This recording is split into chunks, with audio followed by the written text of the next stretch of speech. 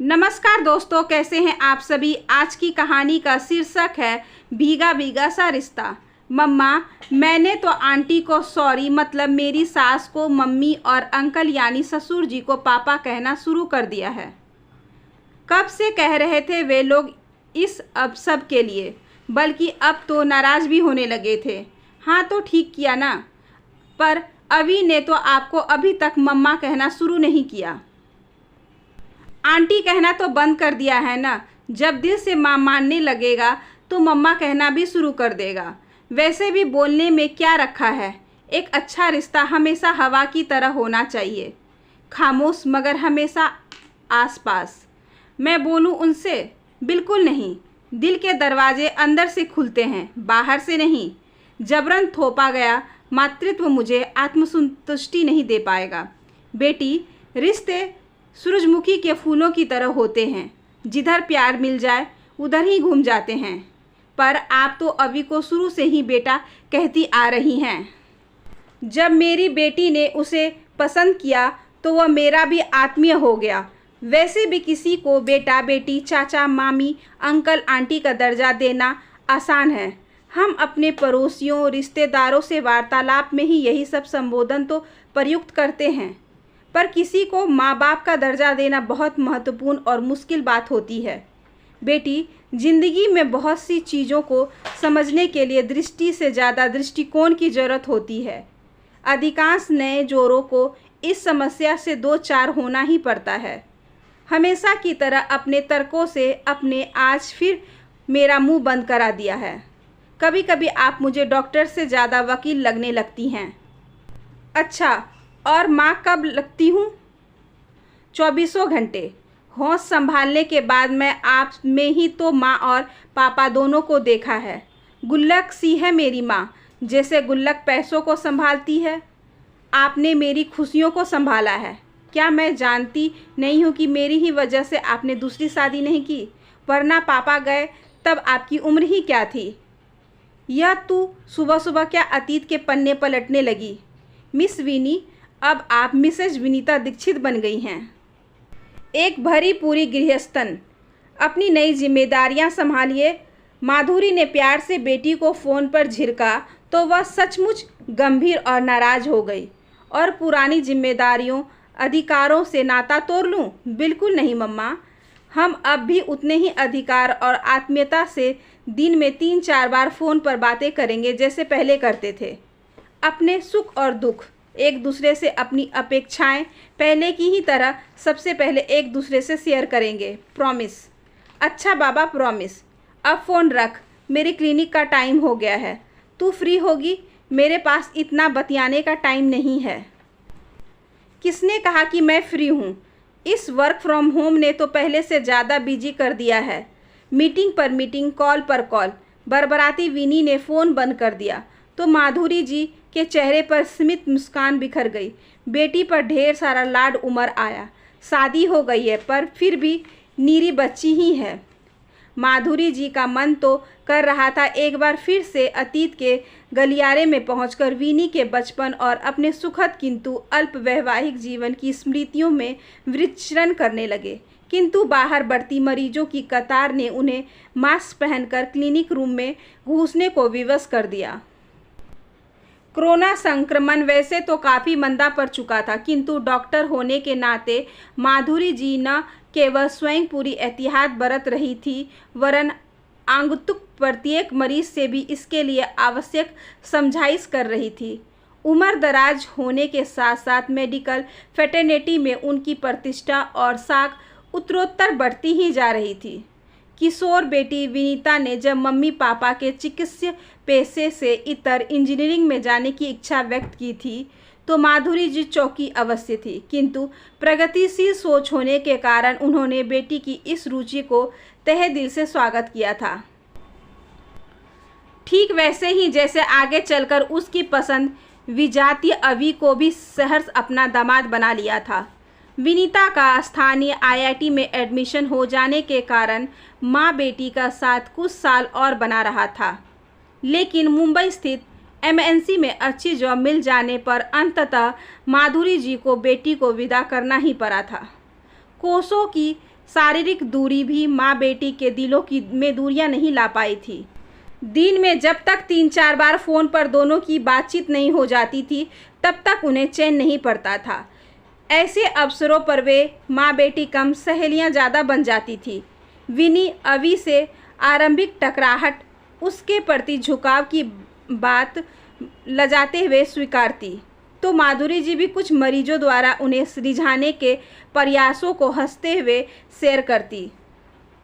आप अब तो किसी का हाथ थाम लीजिए मम्मा, अब तो आप मेरी जिम्मेदारियों से मुक्त हो चुकी हैं, विनी गंभीर होकर आग्रह करती, तो माधुरी जी भड़क जाती। तेरी शादी कौन करवाएगा, डिलीवरी कौन करवाएगा और बच्चे पालेगा कौन? बहुत ज़्यादा बड़ी हो गई है क्या तू? फिर तेरा थोड़ा सहज होकर समझाने लगती, बेटी पुनर्विवाह गलत नहीं है, पर मुझे करना होता तो बहुत पहले ही कर चुकी होती। मेरा प्रोफेशन ही अब मेरा प्यार है और मैं उसके साथ बहुत खुश हूँ। इस तरह की बातें कर मेरा दिल मत दुखाया कर, वरना मैं आगे कुछ शेयर नहीं करूँगी। सॉरी मम्मा, पर वादा करो मुझसे कि हर छोटी से छोटी बात शेयर करोगी। माँ बेटी का शेयर और केयर का यह सिलसिला विनीता की शादी के बाद भी आज भी ऐसे ही अक्षुण्ण बना हुआ है। इसीलिए जब माधुरी जी को अपने इंडियन मेडिकल एसोसिएशन के प्रेसिडेंट मनोनीत किए जाने की खबर मिली, तो सबसे पहले उन्होंने विनी को कॉल लगाया। 2-3 बार लगाने के बाद भी फ़ोन रिसीव नहीं हुआ तो वे झुंझला उठी। अजीब प्रॉमिसेस में बांध रखा है इस लड़की ने, खुद मीटिंग में बिजी है, फ़ोन रिसीव नहीं कर पा रही है और मेरी मजबूरी है कि उसे सबसे पहले बताए बिना किसी से भी शेयर नहीं कर सकती। फ़ोन उठा विनी, मैं अपने साथी डॉक्टर्स को बताने के लिए उतावली हो रही हूँ। इस बार फ़ोन रिसीव हो गया। ज़रूरी मीटिंग में है तू? कोई बात नहीं, बोलना मत, बस सुनती रह। बहुत बड़ी खुशखबरी है, मैं IMA की प्रेसिडेंट बन गई हूँ। तेरे पापा आज होते तो कितना खुश होते। खैर, कल सिलवासा में एक भव्य समारोह में मुझे चार्ज लेना है। कोविड प्रोटोकॉल के तहत कुछ गामनीय लोगों को ही प्रवेश दिया गया है। मैं कार टैक्सी से पहुंच रही हूं, तू भी पहुंच जाना।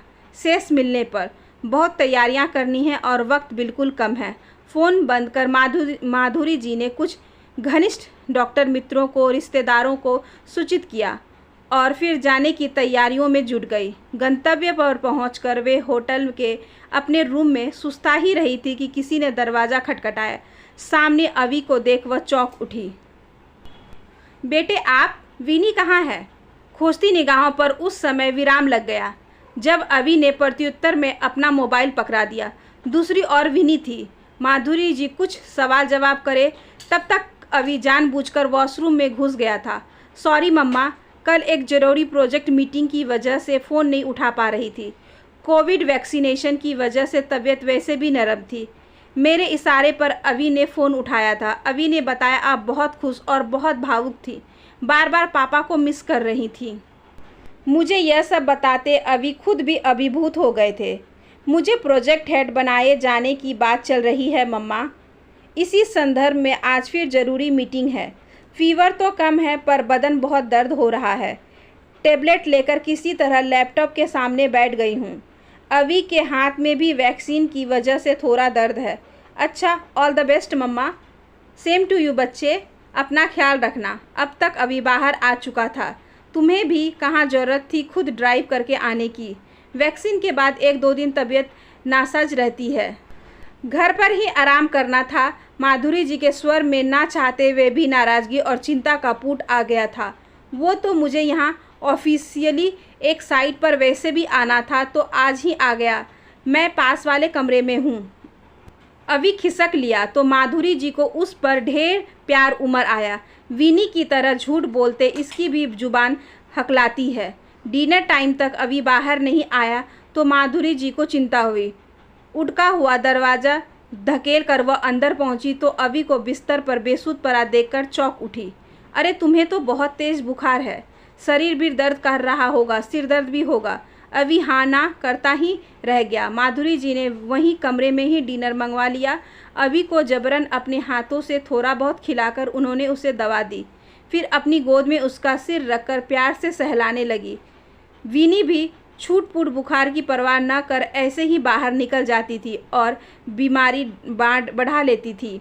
अब पूरी तरह ठीक हुए बिना कमरे से बाहर नहीं निकलोगे। सुबह न मेरे संग फंक्शन में चलने की आवश्यकता है और न साइट पर जाने की। आंखें बंद किए लेटे अभी को यह प्यार भरी डांट भी उतनी ही भली लग रही थी जितनी थपकी भरी मालिश। दवा और मालिश के असर से सने सने उसकी आंखें मूंदती चली गई थी। सवेरे उसके उठने तक माधुरी जी निकल चुकी थी। अभी भी तैयार होकर पीछे पीछे हॉल में पहुंच गया।